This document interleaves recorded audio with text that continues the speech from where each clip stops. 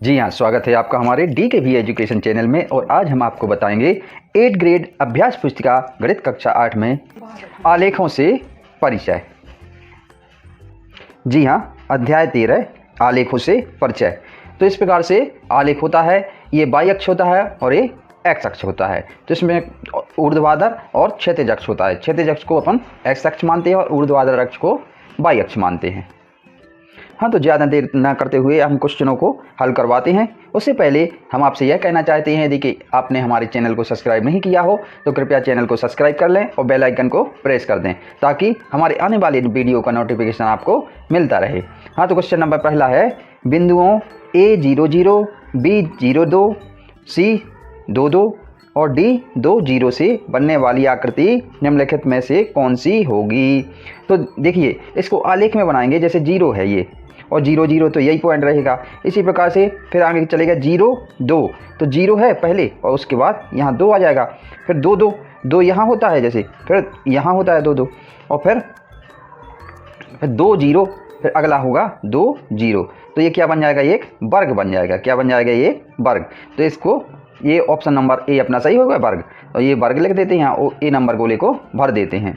अब अगला क्वेश्चन है कि मूल बिंदु के निर्देशांक होते हैं। मूल बिंदु जो होते हैं, जैसे ये है एक्स, ये अक्ष है एक एक्स अक्ष और ये वाई अक्ष। तो ये जो है ये मूल बिंदु होते हैं। तो इसके निर्देशांक क्या होते हैं, 0 0 होते हैं। क्या होते हैं इसके निर्देशांक, 0 0 होते हैं।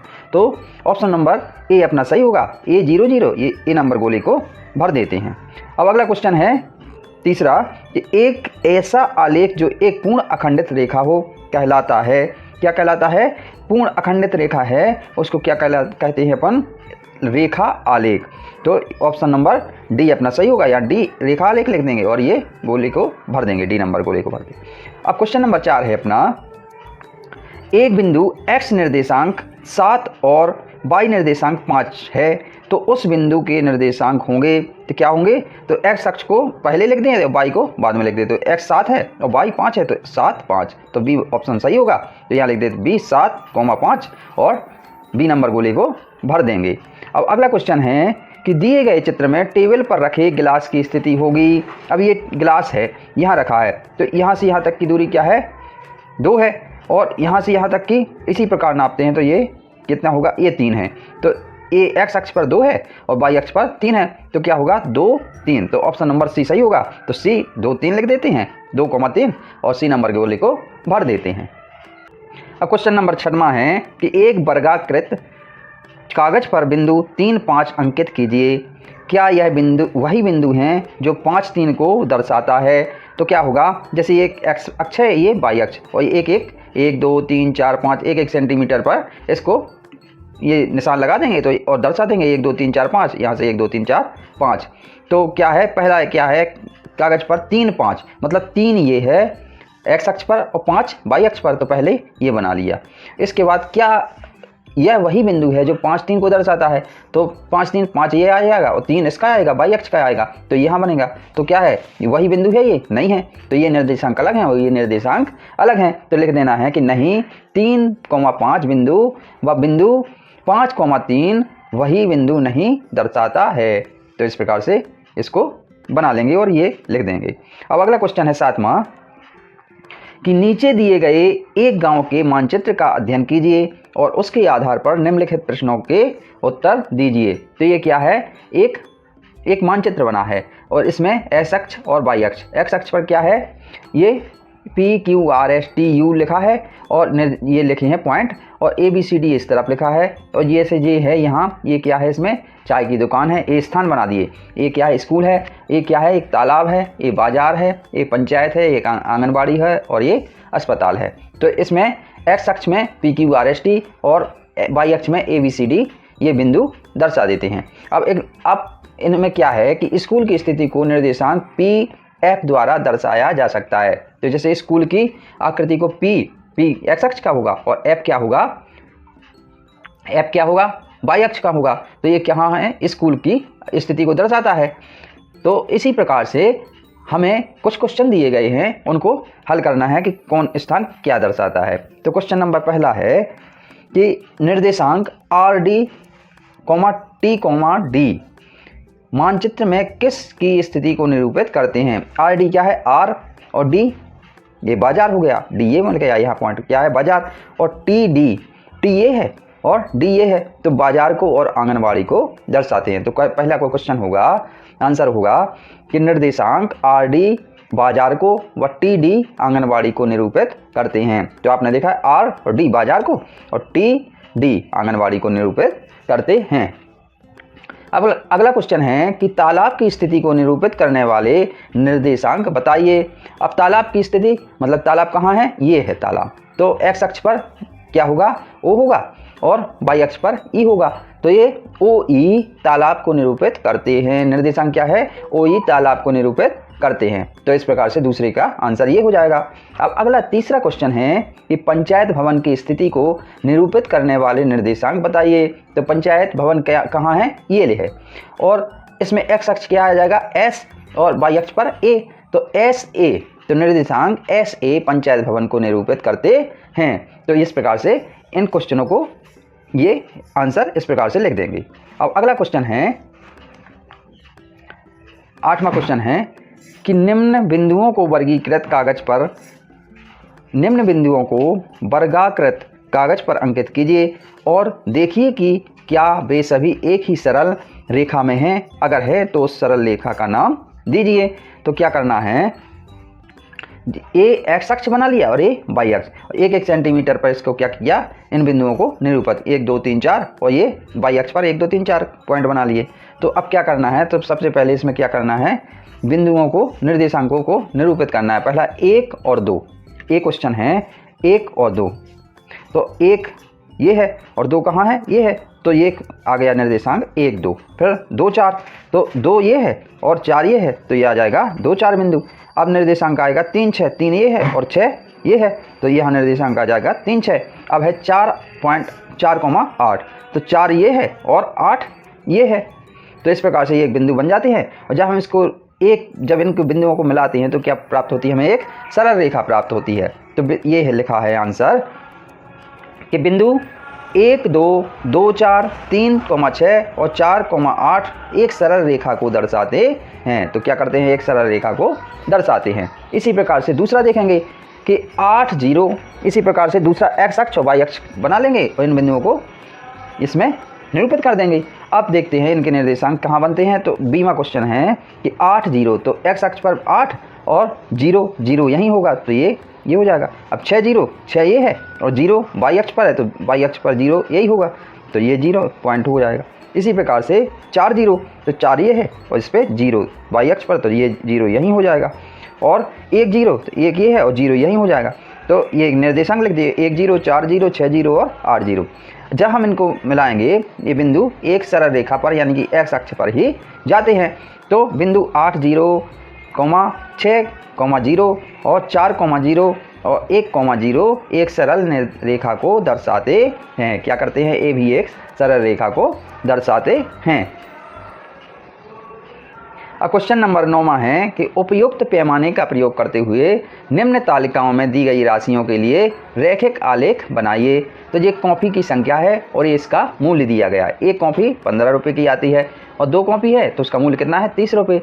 3 कॉपी है तो 45 रुपये, 4 कॉपी है तो 60 रुपये, 5 कॉपी है 75 रुपये और 6 कॉपी हैं तो 90 रुपये। इस प्रकार से ये एक्स अक्ष और वाई अक्ष वाला वर्गाकार आकृति पे क्या करते हैं, एक आलेख बना लेते हैं और इसको 1 2 3 4 पॉइंट दे देते हैं। और ये ऐसे ही इस तरफ भी 15 30 45 60 75 90 ये मूल्य के लिए इनको बिंदुओं को लिख देते हैं। ये क्या है, मूल्य है 15 रुपये, 30 रुपये, 45 रुपये, 60 रुपये, 75 रुपये, 90 रुपये, ये मूल्य में कर दिया। ये कॉपियों की संख्या 1 2 कॉपी 3 कॉपी 4 कॉपी, ये क्या है, कॉपियों की संख्या। एक्स अक्ष क्या दर्शाता है, कॉपियों की संख्या, और मूल्य क्या दर्शाता है, वाई अक्ष मूल्य दर्शाता है। अब क्या है, एक कॉपी कितने की पड़ती है, 15 रुपये की, तो एक कॉपी और 15 रुपये, तो ये 15 है तो ये पॉइंट अपना ये आ गया। और 2 कॉपी है 30 रुपये की, तो 1.230 ये आ गया। और 3 नंबर पर ये 3 कॉपी कितने की पड़ती है, 45 रुपये की, तो 3 कॉपी कितने पर पड़ती हैं, 45 रुपये की, तो ये यहाँ बिंदु आ जाएगा। इसी प्रकार से 4 कॉपी 60 रुपये की पड़ती है, 4 कॉपी 60, तो 4 कॉपी और 60 ये सामने है इसके, तो ये बिंदु यहाँ आ जाएगा। और 5 कॉपी कितने की 75 रुपये, तो एक बिंदु ये आ जाए 5 75 ये निर्देशांक आते जा रहे हैं। और 6 कॉपी कितने की पड़ती हैं 90 रुपये, 6 कॉपी कहाँ 90 रुपये की। और जब हम इसको मिलाएंगे तो क्या होगा, एक सरल रेखा प्राप्त होगी। तो इस प्रकार से इसको हम रैखिक आलेख में बना देते हैं। कॉपियों की संख्या और इसके मूल्य को हम क्या करते हैं कि कितने कॉपी कितने रुपए में आती है, इसको हम एक आलेख रैखिक आलेख के द्वारा दर्शा देते हैं। अब अगला क्वेश्चन है 10वां कि निम्नलिखित तालिका के लिए रैखिक आलेख खींचिए। एक ये है वर्ग की भुजा सेंटीमीटर में और परिमाप सेंटीमीटर में। तो वर्ग की भुजा यदि 2 सेंटीमीटर है तो परिमाप क्या हो जाता है 8 सेंटीमीटर हो जाता है। यदि वर्ग की भुजा 3 सेंटीमीटर है तो परिमाप क्या हो जाता है 12 सेंटीमीटर हो जाता है। और परिमाप की भुजा वर्ग की भुजा क्या है 3.5 सेंटीमीटर, तो परिमाप हो जाएगा 14 सेंटीमीटर। और वर्ग की भुजा 5 सेंटीमीटर है तो परिमाप हो जाएगा 20 सेंटीमीटर। और ये वर्ग की भुजा 6 सेंटीमीटर है तो परिमाप हो जाएगा 24 सेंटीमीटर। तो ये है कि क्या यह रैखिक आलेख है। तो ये बताना है कि क्या ये बिंदु जो आते हैं निर्देशांक वो रैखिक क्रम में आते हैं। तो इसको हम दर्शाते हैं। तो एक्स अक्ष और वाई अक्ष पर इसमें लिख दिया 1 2 3 4 5 पॉइंट। देखिए ये वर्ग की भुजा सेंटीमीटर में है और ये परिमाप इसको जैसे 8 10 8 फिर 16 फिर 24 फिर 32 इस प्रकार से बांट लेते हैं। तो ये परिमाप है और ये क्या दर्शाता है वर्ग की भुजा। यदि क्या है 2 सेंटीमीटर है तो कितना है इसकी परिमाप की भुजा होगी, परिमाप होगा 8 सेंटीमीटर। तो 2 और ये 8 जिसके सामने एक बिंदु आ जाएगा। इसी प्रकार से यदि भुजा 3 सेंटीमीटर 3 है तो इसका परिमाप क्या हो जाएगा आपका 12 सेंटीमीटर। तो यहाँ 12 है, 16 8 और 16 के बीच में एक 12 आ गया। इसी प्रकार से यदि परिमाप की भुजा 3.5 सेंटीमीटर है 3.5 सेंटीमीटर 3.5 सेंटीमीटर है तो ये कितना होता है परिमाप 14 सेंटीमीटर। तो ये 3.5 ये है और ये 14 सेंटीमीटर के लगभग होता है। इसकी यदि नाप करेंगे तो ये 14 सेंटीमीटर पर एक पॉइंट आ जाता है। तो इसके निर्देशांक होंगे 3.5, 4 14। अब अगला है कि 6 सेंटीमीटर यदि वर्ग की भुजा है तो इसका परिमाप कितना होगा 24 सेंटीमीटर। तो ये 6 और 24 कहाँ है ये वाला। तो ये अब ये बिंदु आ गए सब, इनके निर्देशांक लिख दिए। अब क्या है जब हम इसको एक लाइन खींचते हैं तो ये क्या आती है एक रैखिक लाइन आती है। रैखिक तो क्या है यह रैखिक आलेख है। तो लिख देंगे कि हाँ यह रैखिक आलेख है। तो इस प्रकार से इसको बना लेंगे और इसको इस प्रकार से लिख देंगे। अब क्वेश्चन नंबर 11वां है कि निम्नलिखित तालिका के प्रयोग से एक रैखिक आलेख बनाइए। सप्ताह के प्रत्येक दिन के लिए पूर्व अनुमानित तापमान तथा वास्तविक तापमान दर्शाया गया है। तो इसमें क्या है कि दिन दिए गए हैं सोमवार, मंगलवार, बुधवार, गुरुवार, शुक्रवार, शनिवार, रविवार। पूर्व अनुमानित तापमान क्या है कि माना कि जैसे हम पहले से अनुमान लगा लें कि आज का तापमान सोमवार का 15 डिग्री सेंटीग्रेड होगा, मंगलवार का 25 डिग्री होगा, बुधवार का 22.5 डिग्री सेंटीग्रेड होगा और गुरुवार का 22.5 डिग्री सेंटीग्रेड होगा, शुक्रवार को 30 डिग्री सेंटीग्रेड होगा, शनिवार को 35 डिग्री सेंटीग्रेड होगा और रविवार को 35 डिग्री सेंटीग्रेड होगा। तो ये पूर्व अनुमान है पहले से माना। लेकिन वास्तविक जब दिन आए और वास्तविक जब तापमान मापा गया तो जैसे सोमवार को कितना हुआ 17.5 डिग्री सेंटीग्रेड, मंगलवार को 20 डिग्री सेंटीग्रेड, बुधवार को 22.5 डिग्री सेंटीग्रेड, गुरुवार को 27.5 डिग्री सेंटीग्रेड, शुक्रवार को 30 डिग्री सेंटीग्रेड, शनिवार को 32.5 डिग्री सेंटीग्रेड और रविवार को होगा 35 डिग्री सेंटीग्रेड। तो हमको क्या करना है, इसको एक आलेख के रूप में इन तापमानों को पूर्वानुमानित और वास्तविक तापमान को दर्शाना है। तो इस प्रकार से इस आलेख को हम दर्शाएंगे। पहले इसमें दिन लिख लीजिए सोमवार, मंगलवार, बुधवार, गुरुवार, शुक्रवार, शनिवार, रवि। तो इस प्रकार से ये दिन एक्स अक्ष पर आ जाएगा। एक कौन से अक्ष पर आ जाएगा एक्स अक्ष पर और ये आ जाएगा आपका वाई अक्ष पर। जैसे 5, 10, 15, 20, 25, 30, 35 ये क्या है आपका दिन है। ये क्या है दिन, ये दिन दिए गए हैं और इस तरफ क्या है तापमान। तापमान एक क्या है ये तापमान दर्शाया गया है इस तरफ। अब जो सबसे पहले हम क्या करते हैं पूर्व अनुमानित तापमान देखते हैं कि क्या है। तो जैसे ये डॉट डॉट लगा है जहाँ, इसमें क्या है कि ये बन गया है, लेकिन क्या है ये डॉट डॉट वाली लाइन है, हम नीचे लिखे दे रहे हैं। तो ये क्या हो जाएगा आपके डॉट डॉट वाली लाइन है, हमने ये बना दिया डॉट डॉट। और ये क्या है वास्तविक अनुमान, ये लिख दिया पूर्व अनुमानित तापमान डॉट डॉट से दर्शाया और वास्तविक लाइन द्वारा, वास्तविक तापमान लाइन द्वारा दर्शाया गया। तो सोमवार को कितना तापमान था 15 डिग्री सेंटीग्रेड। तो सोमवार और 15 डिग्री सेंटीग्रेड यहाँ आ जाएगा। और मंगलवार को कितना था, मंगलवार को पूर्वानुमानित तापमान था आपका 25 डिग्री सेंटीग्रेड। इसी प्रकार बुधवार को क्या था आपका 20 सेंटीग्रेड 22.5 डिग्री सेंटीग्रेड, और गुरुवार को था आपका ये भी 22 डिग्री सेंटीग्रेड था, गुरुवार को 22.5 डिग्री सेंटीग्रेड, और शुक्रवार को था आपका 30 डिग्री सेंटीग्रेड, और शनिवार को था आपका 35 डिग्री सेंटीग्रेड, और रविवार को भी था 35 डिग्री सेंटीग्रेड। तो इस प्रकार से पूर्वानुमानित तापमान हम डॉट डॉट के द्वारा पहले इसको रेखिक बना लेते हैं, इसमें रेखा खींच देते हैं डॉट डॉट द्वारा। अब वास्तविक तापमान था आपका सोमवार को था, ये था 17.5 डिग्री सेंटीग्रेड। मंगलवार को आपका तापमान था 20 डिग्री सेंटीग्रेड। बुधवार को था 22.5 डिग्री सेंटीग्रेड, और गुरुवार को था आपका 27.5 डिग्री सेंटीग्रेड, और शुक्रवार को था आपका 30 डिग्री सेंटीग्रेड, और शनिवार को था आपका 32.5 डिग्री सेंटीग्रेड, और रविवार को था आपका 35 डिग्री सेंटीग्रेड। तो इस प्रकार से इसको एक रेखा के द्वारा ये रेखा खींच देते हैं। तो अब पूर्वानुमानित तापमान ये हो गया और वास्तविक तापमान ये हो गया। इस प्रकार से हम तापमान को, ये पूर्वानुमानित तापमान और वास्तविक तापमान को दर्शा सकते हैं। अब क्वेश्चन नंबर 12 में है कि निम्नलिखित आलेख किसी अस्पताल में एक रोगी का प्रति घंटे लिया गया तापमान दर्शाता है। तो एक क्या है, रोगी का तापमान 1 बजे दोपहर क्या था, रोगी का तापमान 38.5 डिग्री सेंटीग्रेड कब था। इस पूरे अंतराल में रोगी का तापमान 2 बार एक समान था। ये 2 समय क्या क्या थे, और डीमा है कि 1:30 बजे दोपहर रोगी का तापमान क्या था। इस निष्कर्ष पर आप कैसे पहुँचे। तो ये आलेख दिया गया है, इससे हम क्या करेंगे, इन क्वेश्चनों को हल करेंगे। तो सबसे पहले है कि रोगी का तापमान 1 बजे दोपहर क्या था, तो ये है एक्स अक्ष और ये है वाई अक्ष। तो इसमें तापमान दर्शाया गया है ऊर्ध्वाधर, और क्षैतिज में दिया गया है प्रातः 9-10 बजे, मतलब समय दिया गया है। ये प्रातः 9 बजे, प्रातः 10 बजे, प्रातः 11 बजे, दोपहर 12 बजे, दोपहर 1 बजे, दोपहर 2 बजे और दोपहर 3 बजे, मतलब रोगी का तापमान इतने बजे ये तापमान क्या था। तो ये समय है और ये तापमान डिग्री सेंटीग्रेड में दिया गया है। तो क्वेश्चन नंबर ये है कि रोगी का तापमान 1 बजे दोपहर क्या था।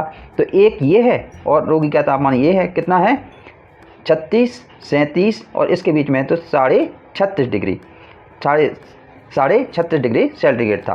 तो ये लिख देना है कि रोगी का तापमान 1 बजे दोपहर 36.5 डिग्री सेंटीग्रेड था। तो क्वेश्चन नंबर ए का ये आंसर हो जाएगा। अब अगला है बीमा क्वेश्चन है कि रोगी का तापमान 38.5 डिग्री सेंटीग्रेड कब था। तो 38.5 डिग्री सेंटीग्रेड में कौन है, 38.5 डिग्री सेंटीग्रेड में ये आ रहा है। तो कितने बजे था, दोपहर 12 बजे। तो ये था कि कितने समय था, तो लिख देना है कि रोगी का तापमान 38.5 डिग्री सेंटीग्रेड दोपहर 12 बजे था। अब क्वेश्चन नंबर 3 है, सीमा है इसमें कि इस पूरे अंतराल में रोगी का तापमान 2 बार एक समान था। ये 2 समय क्या क्या थे, तो इसमें देखना है कि 2 बार समय कौन रोगी का तापमान एक साथ किस किस समय था। तो ये था आपका एक ये और एक ये, दोनों समान है। तो 1 बजे और 2 बजे। तो लिख देना है कि रोगी का 2 बार एक समान तापमान दोपहर 1 बजे और 2 बजे था। अब अगला क्वेश्चन है इसमें डीमा कि 1:30 बजे दोपहर रोगी का तापमान क्या था। इस निष्कर्ष पर आप कैसे पहुँचे। तो 1:30 ये होगा। तो कितना था इसका तापमान, ये कितना है 1 बजे भी था उतना ही और दोपहर 2 बजे भी था। तो ये क्या है, रोगी का तापमान स्थिर रहा है इस समय। तो ये लिख देते हैं कि 1:30 बजे दोपहर रोगी का तापमान 36.5 डिग्री सेंटीग्रेड था, क्योंकि दोपहर 1 बजे और 2 बजे तापमान एक सा था। तो इस प्रकार से इन क्वेश्चनों को हल कर देते हैं इस आलेख के द्वारा। अब क्वेश्चन नंबर 13 है कि प्रश्न 13 एक निर्माता कंपनी की विभिन्न वर्षों में की गई बिक्री निम्न आलेख द्वारा दर्शाई गई है। तो एमा क्वेश्चन है इसमें कि वर्ष 2004 में कितनी बिक्री थी। दूसरा है बीमा कि वर्ष 2005 में कितनी बिक्री थी। सीमा है कि वर्ष 2002 तथा 2006 की बिक्रियों में कितना अंतर था। और डीमा है कि किस अंतराल में बिक्रियों का यह अंतर सबसे अधिक था। तो ये जो आलेख दिया गया है इसमें एक्स अक्ष में क्या दिए गए हैं, वर्ष दिया गया है, और इसमें बिक्री करोड़ रुपए में, कितने करोड़ रुपए, मतलब किस वर्ष में कितने करोड़ रुपए की बिक्री हुई। तो इसमें 4 क्वेश्चन थे। तो पहला ए में था कि वर्ष 2004 में कितनी बिक्री थी, तो वर्ष 2004 में बिक्री कितने 6 करोड़ रुपए थी। तो 2004 में कितनी बिक्री है, ये 6, तो ये हो गई 6 करोड़ रुपये, क्योंकि करोड़ रुपए में है तो ये लिखना है कि वर्ष 2004 में बिक्री रुपये 6 करोड़ थी। और बीमा क्वेश्चन है कि वर्ष 2005 में कितनी बिक्री थी, तो वर्ष 2005 में कितनी बिक्री हो गई इसकी 10 करोड़। तो ये लिख देना है कि वर्ष 2005 में बिक्री रुपये 10 करोड़ थी। अब तीसरा क्वेश्चन है इसमें कि वर्ष 2002 तथा 2006 की बिक्रियों में कितना अंतर था, तो वर्ष 2002 और 2006 की बिक्रियों में कितना अंतर था, तो 2006 में बिक्री हुई थी आपकी 8 करोड़ रुपए और 2002 में हुई 4 करोड़ रुपए। तो इसका अंतर क्या होगा, ये लिखा है कि 2002 तथा 2006 की बिक्री में अंतर क्या होगा, 8 करोड़ माइनस 4 करोड़, तो आ जाएगा 4 करोड़ रुपए। तो इसका क्वेश्चन हो जाए, आंसर हो जाएगा सीमा का कि वर्ष 2002 तथा 2006 की बिक्रियों में कितना अंतर है, 4 करोड़ रुपए था। अब डीमा क्वेश्चन है कि किस अंतराल में बिक्रियों का यह अंतर सबसे अधिक था, तो किस अंतराल में बिक्रियों का अंतर सबसे अधिक था, तो वर्ष 2004 से वर्ष 2005 में बिक्री का अंतर सबसे अधिक था, क्योंकि वर्ष 2004 में कितना होगा, ये 6 करोड़ और 2005 में हो गया आपका 10 करोड़, तो इसमें सबसे ज़्यादा अंतर है बिक्री में। तो इसी प्रकार से ये लिख दिया कि वर्ष 2004 से वर्ष 2005 में बिक्री का अंतर सबसे अधिक था। तो इस प्रकार से ये क्वेश्चनों को हल कर लेते हैं। अब क्वेश्चन नंबर 14वां है कि एक व्यक्ति किसी नगर के पास ही स्थित एक उपनगर में एक व्यापारी को पार्सल पहुंचाने के लिए साइकिल पर जाता है। विभिन्न समयों पर नगर से उसकी दूरियां निम्न आलेख द्वारा दर्शाई गई हैं। तो एक क्वेश्चन है कि एक्स अक्ष पर समय दर्शाने के लिए क्या पैमाना प्रयोग किया गया है। बी मा क्वेश्चन है कि उसने पूरी यात्रा के लिए कितना समय लिया। सी मा क्वेश्चन है कि व्यापारी के स्थान की नगर से दूरी क्या थी। और डी मा क्वेश्चन है क्या व्यक्ति रास्ते में कहीं रुका, विवरण दीजिए। और ई मा क्वेश्चन है कि किस अंतराल में उसकी चाल सबसे अधिक थी। तो ये अंतराल, ये क्या दिया गया है, आपका आलेख दिया गया है। इसमें क्या है, समय दिया गया है और ये इसमें दूरी किलोमीटर में दी गई है। तो इन क्वेश्चनों को अब इस आलेख के द्वारा हल करते हैं। तो सब तो ए मा क्वेश्चन है कि एक्स अक्ष पर समय दर्शाने के लिए क्या पैमाना प्रयोग किया गया है। तो आंसर होगा इसका कि एक्स अक्ष पर समय दर्शाने के लिए एक इकाई बराबर 15 मिनट के, क्योंकि 8 बजे से 9 बजे तक कितनी इकाई है, 1 2 3 4, तो एक इकाई का मान कितना होगा 15 मिनट। तो 15 मिनट इस प्रकार से 4 इकाई है तो 1 घंटा हो जाएगा। तो 8 बजे से 9 बजे तक कितनी, प्रत्येक इकाई को एक्स अक्ष पर समय दर्शाने के लिए एक इकाई बराबर 15 मिनट को दर्शाया गया है। अब बीमा क्वेश्चन है कि उसने पूरी यात्रा के लिए कितना समय लिया। तो उसने पूरी यात्रा के लिए कितना समय लिया, तो ये 8 बजे से चला था और कहाँ तक चला, ये 22 किलोमीटर चला। जीरो से कहाँ तक चला, 22 किलोमीटर तक। तो कहाँ से चला था, ये 8 बजे से चला कहाँ तक, 11:30 पर। तो ये लिखना है कि उसने पूरी यात्रा के लिए 3 घंटे 30 मिनट समय लिया। तो 1 घंटा 2 घंटा 3 घंटा और यहाँ तक 3.5 घंटा, मतलब 3 घंटा 30 मिनट। तो उसने पूरी यात्रा के लिए 3 घंटे 30 मिनट समय लिया। अब क्वेश्चन नंबर सीमा है कि व्यापारी के स्थान की नगर से दूरी कितनी है। व्यापारी के स्थान ये है और नगर की दूरी कितनी है। तो स्थान से नगर की दूरी, ये नगर है उसका, स्थान ये है कि यहाँ से दूरी क्या होगी। तो ये क्वेश्चन आंसर नंबर सीमा है कि व्यापारी की नगर से दूरी 22 किलोमीटर है। ये कितने किलोमीटर है, 22 किलोमीटर को दर्शा रहा है। तो कितने किलोमीटर है उसकी दूरी नगर से, 22 किलोमीटर है। अब डी में क्वेश्चन है कि क्या व्यक्ति रास्ते में कहीं रुका, विवरण दीजिए। तो डी में क्वेश्चन की 16 किलोमीटर की दूरी तय करने के बाद प्रातः 10 बजे से 10:30 तक रुका। अब ये दिख रहा है कि 10 बजे ये 16 किलोमीटर पर था और 10:30 पर भी कहाँ था, 16 किलोमीटर पर था। तो 10 बजे भी था और 10:30 पर भी 16 किलोमीटर पर था। तो मतलब इतने अंतराल में हुआ है, उसने आराम किया या रुका। तो यही क्वेश्चन, यही आंसर है अपना। तो यही आंसर होगा अपना कि व्यापारी 16 किलोमीटर की दूरी तय करने के बाद प्रातः 10 बजे से 10:30 तक रुका। अब अगला क्वेश्चन है ईमा कि किस अंतराल में उसकी चाल सबसे अधिक थी। तो किस अंतराल में उसकी चाल सबसे अधिक थी, तो प्रातः 8 बजे से 9 बजे के अंतराल में उसकी चाल सबसे अधिक थी। ये प्रातः 8 बजे और 9 बजे, इसमें कितना चल गया वो 10 किलोमीटर चल गया। तो यही इसका आंसर होगा कि प्रातः 8 बजे से 9 बजे तक के अंतराल में उसकी चाल सबसे अधिक थी। तो क्वेश्चन नंबर 15वां है कि तीलियों से बने निम्न पैटर्न को देखिए। तो पैटर्न देखा, ये त्रिभुज बना है तो इनमें 3 है, ये चतुर्भुज, ये विकर्ण टाइप का है इसमें। तो इसमें क्या है पैटर्न, इसमें कितनी हो गई तीलियों की संख्या 5 हो गई, इसमें 7 हो गई। तो क्या है कि कल्पना कीजिए यह पैटर्न जारी रहता है। प्रथम 7 पैटर्न में तीलियों की संख्या को दर्शाने वाली निम्न सारणी को पूरा कीजिए। तो जैसे पैटर्न है ये 1 2 3 4 5 6 7 पैटर्न बनना है ये। तो तीलियों की संख्या क्या है, विषम आ रही है। पहले में 3 थी, दूसरे में 5, फिर 7, फिर 9, इसी प्रकार 5वीं पैटर्न में 11 होगी, 16 में मतलब 6वें पैटर्न में 13 होगी, और 7वें पैटर्न में कितनी तीलियों की संख्या होगी, 15 तीलियों की संख्या होगी। तो लिखा है कि पैटर्न संख्याओं को क्षैतिज अक्ष और तीलियों की संख्या को ऊर्ध्वाधर अक्ष पर लेकर एक आलेख खींचिए। तो ये पैटर्न, तो ये क्या बनाते हैं अपन, आलेख बनाते हैं। तो ये पैटर्न में मतलब ये लिखा है पैटर्न 1 2 3 4 5 6 7 पैटर्न है, एक्स अक्ष पर दर्शा दिए। और ये है तीलियों की संख्या 3 5 7 9 11 13 15, तो ये वाई अक्ष पर दर्शा दिया। तो क्या है पहला 1 और 3, एक पैटर्न है पहला, और उसमें कितने हैं तीलियों की संख्या 3 है, तो एक बिंदु यहाँ बना लिया। ऐसे दूसरा पैटर्न है और तीलियों की संख्या 5 है, तो ये एक बिंदु यहाँ बन गया।